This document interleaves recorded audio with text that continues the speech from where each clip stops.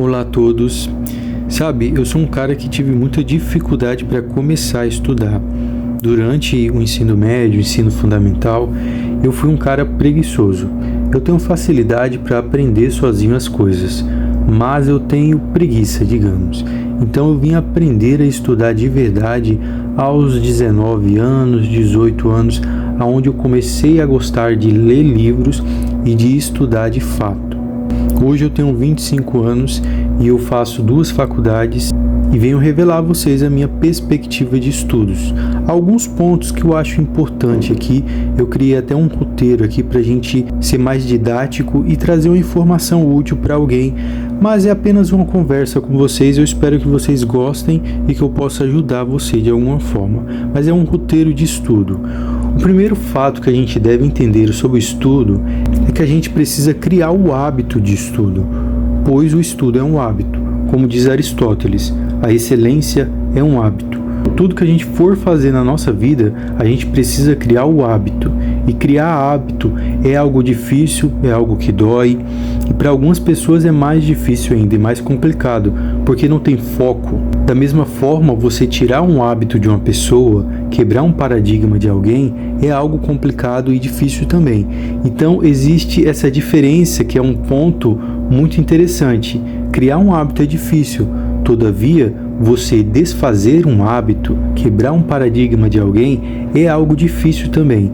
Então, tenha a dificuldade apenas de criar esse hábito, de começar a estudar, mas depois você vai ter facilidade e vai tornar isso natural na sua vida. Aprender a manter o foco também é um ponto muito importante, que hoje em dia nós temos muita dificuldade, principalmente no mundo que vivemos hoje, com excesso de informação, redes sociais.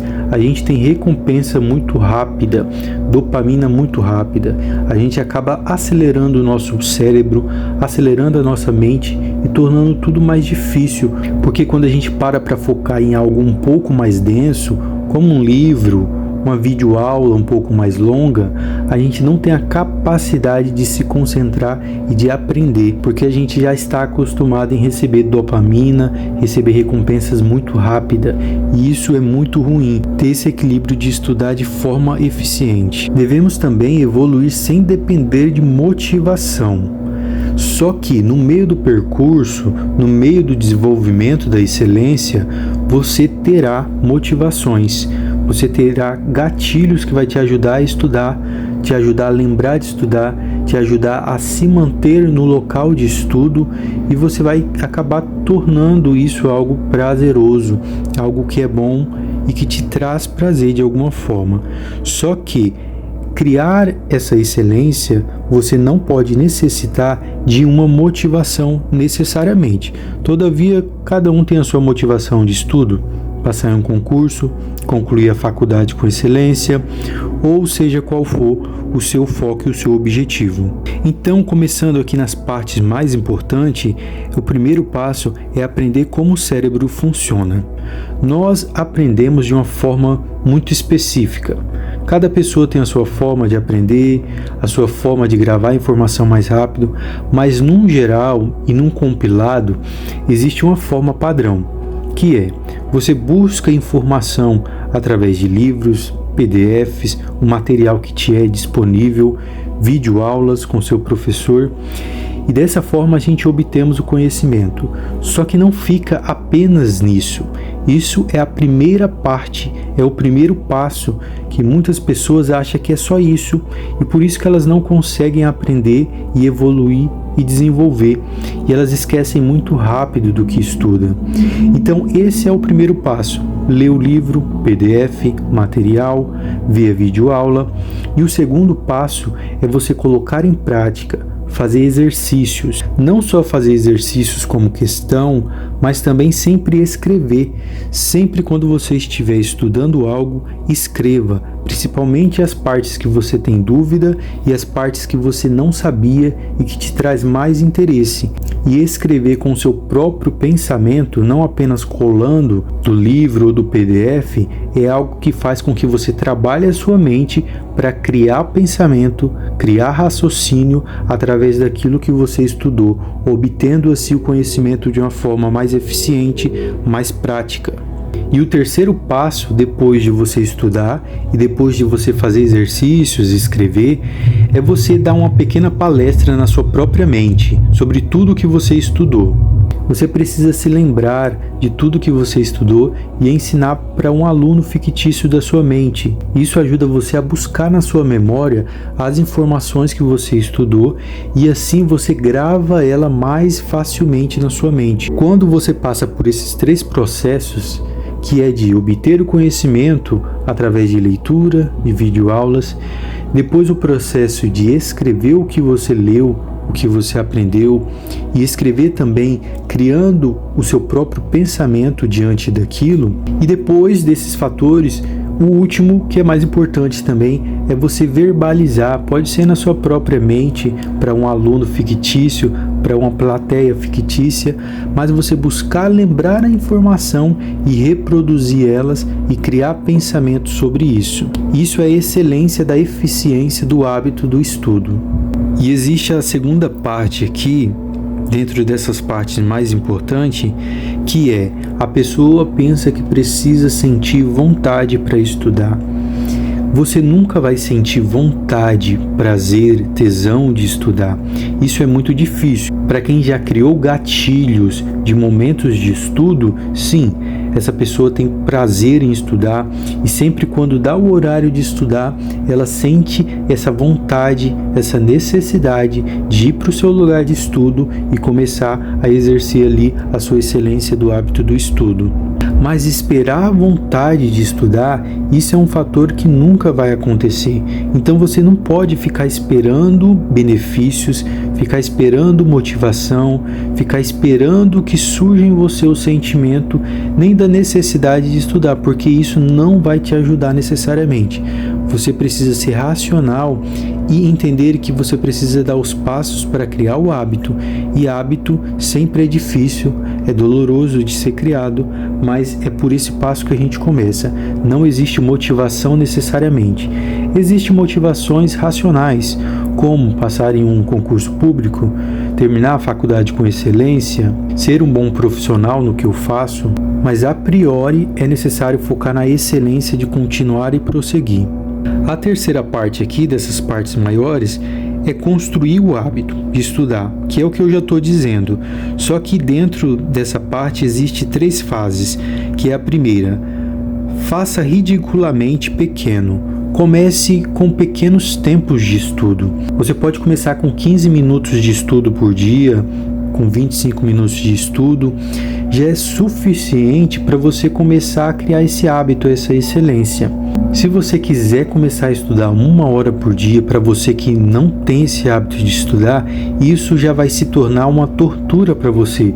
Principalmente se você quiser começar de 1 hora para outra, estudar 5 horas por dia, 6 horas por dia, quando você dá esse choque muito grande, muito alto, você acaba criando uma resistência e torna tudo mais difícil.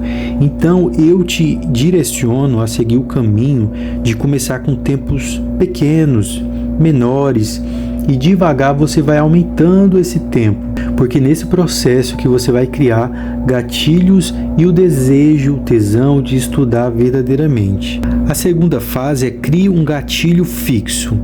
Como que isso funciona? Digamos que você gosta de chá, que você gosta de café. Se você gosta de uma dessas coisas, relacione o momento de você tomar um chá, de tomar um café, aos estudos. Porque sempre quando chegar a hora de você tomar um chá ou tomar um café, você vai ter esse gatilho mental de que é a hora de estudar também. Então, sempre quando você associa um hábito que você já tem, seja qual ele for, pode ser até um hábito de praticar exercício físico, digamos, ou de fazer academia. Sempre você associa um hábito anterior para assim fazer o posterior, que é o hábito de estudo. Quando você cria essa conexão, você cria o gatilho mental e torna isso fácil, torna isso natural, que você vai fazer sem perceber às vezes. E depois de criar o gatilho, a gente também tem que focar em preparar um ambiente de estudo, um lugar que você vai dedicar exclusivamente a estudo. Quando você tem esse ambiente na sua mente, quando você se associa a esse lugar, quando você se adentra nele, você cria o entendimento que ali é o momento do estudo, é o momento de se concentrar. E você tem que desassociar a internet, não a internet em si, mas os aparelhos com notificações, redes sociais. Você tem que desativar o seu aparelho telefônico ou desativa apenas as notificações e coloque ele em um lugar que não seja na sua mesa de estudo, porque isso pode te atrapalhar. Tenha no seu lugar, no seu ambiente de estudo, apenas coisas necessárias para o estudo mesmo em si. E algo interessante que eu penso em relação a isso, a criar um ambiente de estudo, é sobre a organização e sobre a desorganização. Eu, durante muito tempo, foquei em ser organizado. Eu tenho às vezes um pouco de toque, sou perfeccionista e isso às vezes pode atrapalhar a gente a estudar com excelência, porque a gente quer fazer tudo muito certinho, quer escrever muito certinho e às vezes a gente não consegue criar até mapas mentais, porque quando você faz uma bagunça ali com mapa mental, escrevendo tudo o que você pensa, o que você lembrou, fazendo associações e ligações, você torna isso mais fácil. Então você ter papéis na sua mesa que te faz lembrar de algo, escrever bastante, ser um pouquinho desorganizado, ajuda você também a soltar para fora todas as informações que você obteve. Porque se você fica muito preso no perfeccionismo, em ter tudo muito certinho, bonitinho, você não tem a capacidade de expressar, de colocar para fora tudo que você aprendeu. Então ser um pouco desorganizado é bom também. E depois o fato de lidar com o celular. Isso é algo que muitas pessoas têm dificuldade, porque a gente naturalmente, no mundo que vivemos hoje em dia, a gente está preso às redes sociais, está preso ao celular, a gente tem a necessidade de estar conectado sempre, porque a gente pensa que estamos perdendo informação e que a gente tem que estar sempre ali conectado para receber as informações. E fora a dopamina que a gente tem através dos vídeos curtos que acaba destruindo a nossa mente, isso faz com que a gente fique preso no celular. Mas no processo de criar esse hábito, você precisa desligar notificações do seu aparelho e tirar ele fora do ambiente de estudo, sempre dedicando um tempo necessário para o estudo, desassociando ele com as notificações, com as redes sociais, porque se você coloca o seu celular em cima da mesa, permitindo as notificações ali tocando, isso acaba atrapalhando você, assim como me atrapalhava também. Então quando toca a notificação, eu pego, olho, aí às vezes quando a gente vai ver, a gente já está 20 minutos rolando o vídeo no feed. Isso acontece porque a gente já tem esse hábito.